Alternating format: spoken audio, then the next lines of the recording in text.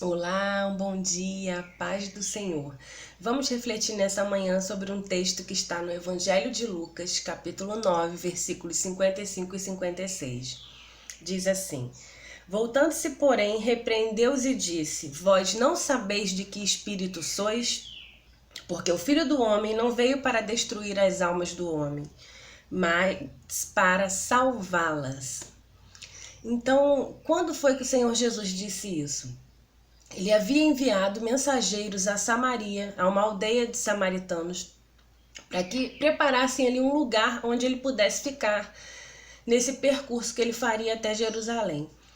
Então, os discípulos Tiago e João voltam com a resposta, que aí está no 54, de que os samaritanos se negaram a receber, a preparar ali um lugar para Jesus repousar. E aí no versículo 54, os discípulos Tiago e João falam: Vendo isso, disseram: Senhor, queres que digamos que desça fogo do céu e os consuma, como Elias também fez? Então eles usam ali uma referência do Velho Testamento, falando de Elias, dizendo: Elias fez fogo descer do céu contra o rei Acasias, contra os mensageiros lá do rei Acasias, porque eles estavam em desobediência. Então vamos pensar um pouquinho nessa história. O rei Acasias era mau, fazia o que era mau. Em certa ocasião ele adoeceu, ele é rei de Israel, mas ele fazia o que era mau. E aí ele adoeceu, teve um tombo, e aí esse tombo gerou ficou acamado. E ele adoece, e ele, ao invés de mandar consultar ou perguntar a Deus o porquê, se ele ficaria bom, se Deus estaria ali curando, não. Diz o texto lá em 2 Reis que ele envia mensageiros a Baal, deus dos Ecrons, ou seja, de Ecrom. E nesse caminho, quando os mensageiros vão até a Baal saber, pergunta lá a Baal se eu vou ficar bom, esses mensageiros são interrompidos por Elias, onde Elias fala assim: porque o rei foi consultar a Baal, acaso não há Deus em Israel? Acaso Israel não tem um Deus que possa responder ao rei? Mas o rei já estava tão longe de Deus, tão desviado, que ele já consultava a feitiçaria, a outros deuses. O perigo aí de você querer uma resposta rápida, uma solução rápida e ir por caminhos que desagradam a Deus, que não tem nada a ver com Deus, né? Caminhos de feitiçaria. E nesse meio caminho, no meio do caminho, Elias para esses mensageiros e fala assim: pode voltar e falar para o rei que ele vai morrer, que em Israel tem Deus, sim, e que ele tinha que consultar ao Deus de Israel, não a outros deuses, e que essa doença é para a morte e ele vai morrer. Mas lembrando que esse rei, nessa ocasião, ele era um rei mau, ele era um rei que fazia tudo contra a vontade de Deus.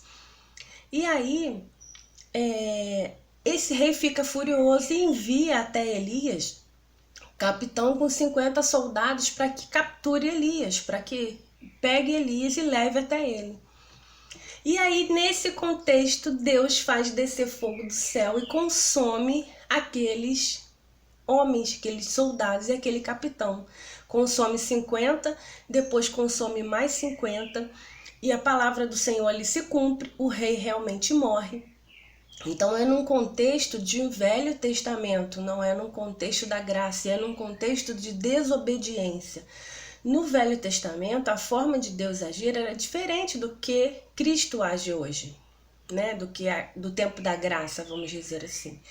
E aí Jesus fala para eles assim: vocês não sabem de que espírito vós sois? Vocês não sabem que o Filho do Homem veio para salvar e não destruir? Então, que pensamento é esse de destruir só porque eles não queriam receber os samaritanos? Eles tinham ali uma diferença com os judeus, porque os judeus consideravam que os samaritanos não eram mais puros, já tinham se misturado com outros povos. Então havia ali uma grande disputa entre samaritanos e judeus. Então, o próprio Jesus, ele quebra alguns paradigmas em relação aos samaritanos. Quando ele tem um encontro com a mulher samaritana, ele fala: mulher, se tu beber da água que eu tenho, jorra para a vida eterna. Importa que os meus adoradores me adorem em espírito e em verdade. Então esse diálogo ele não tem lá com uma judia, né, que se achava pura, né? Eu não transgredi a lei do Senhor, eu sou judia. Não, ele tem esse diálogo com uma mulher samaritana pecadora. Tanto que ele revela a vida dela, ele fala sobre a vida dela e ela se arrepende, né? E ela sai ali divulgando o evangelho. Em outra ocasião, também o Senhor Jesus vai falar sobre a parábola do bom samaritano. Por que ele não falou da parábola do bom judeu? Né? Para contrastar ali que os religiosos judeus estavam cumprindo ali determinadas coisas, mas estavam longe do amor ao próximo, do amor a Deus. Mas o samaritano ali, como exemplo naquela parábola, foi o que parou, foi o que cuidou, foi... Então Jesus quebra ali algumas paradigmas desse relacionamento entre judeus e samaritanos. Mas voltando aqui para o texto diz assim: porém repreendeu-os, disse: vós não sabeis de que espírito sois? Então eu quero falar um pouquinho sobre isso agora. Você sabe de que espírito você é? A qual espírito você pertence? Então, em Romanos 8 diz assim, eu vou ler para vocês, Romanos 8,16. O mesmo Espírito testifica com o nosso espírito que somos filhos de Deus. E o 26 diz assim: e o Espírito ajuda em nossas fraquezas, porque não sabemos como havemos de pedir. E esse mesmo Espírito, Jesus, quando ele fala, eis que vos envio o Consolador, ele está falando do Espírito Santo. Então o Espírito Santo, ele quem regenera o homem, é ele que santifica, é ele que dirige, é ele que consola, molda o nosso caráter, colocando em nós fruto do Espírito. Então, quando os discípulos lá falam assim, não querem que desça fogo do céu, eles estavam ali num ato de vingança. Eles estavam ali num ato de nós não podemos ser contrariados, nós não podemos passar dificuldades, nós não podemos ficar doentes. É um pensamento que existe em alguns lugares, alguns meios religiosos, onde você não pode ter problemas, onde você tem que determinar para o seu problema ou determinar para Deus que você vai ser curado, que você vai ser abençoado. Isso até é uma vertente da teologia da prosperidade e da confissão positiva, onde diz assim: eu tenho que ter sucesso em todas as áreas da minha vida. Eu só posso ser feliz, eu não vou ter problema. Só que isso é contra a palavra de Deus. Em momento nenhum, Jesus diz assim: aceite-me como seu Senhor e Salvador e nunca mais tenha problema.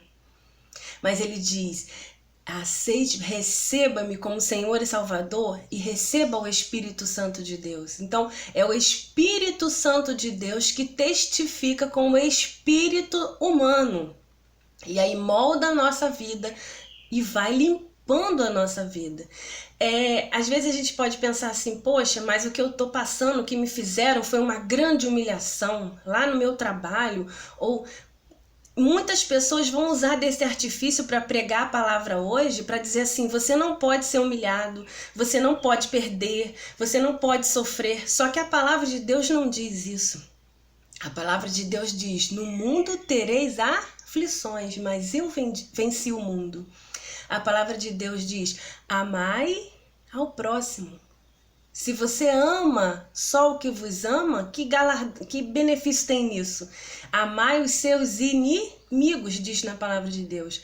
Porque os ímpios também amam o que vos amam, mas o cristão não.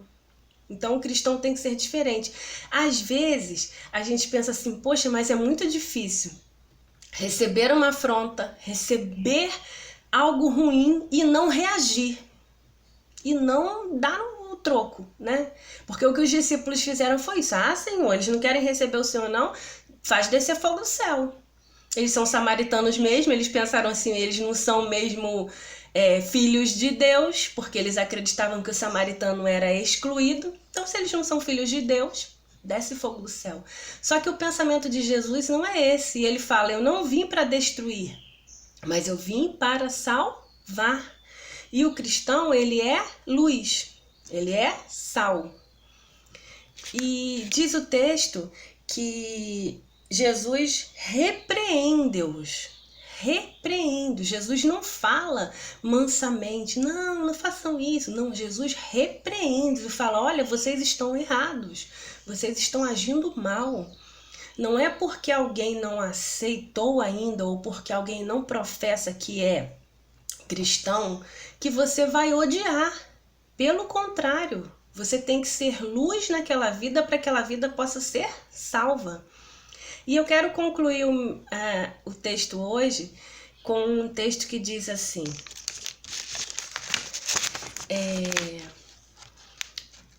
está em Romanos 8, 28. Todas as coisas contribuem juntamente para o bem daqueles que amam a Deus, que são chamados por seu decreto.